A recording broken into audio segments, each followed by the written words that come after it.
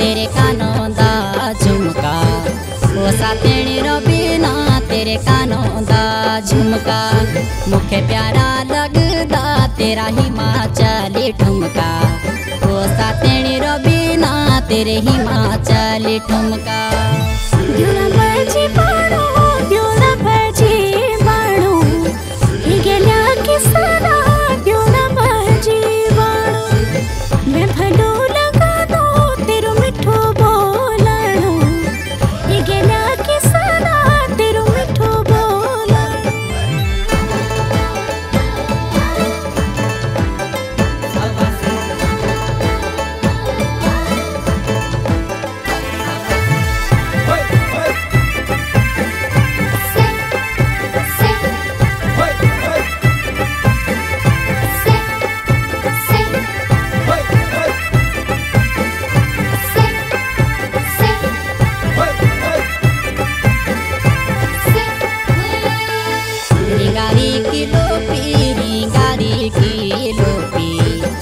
सातेणी रो बिना रिंगारी की लोपी मैं भली सज दी तेरी हिमाचली टोपी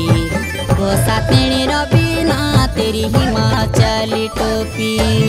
खलड़ी की दादी ही गेल्या की सदा खलड़ी की दादी तेरा गीतों सुने कर रसर जादी ही गेल्या की सदा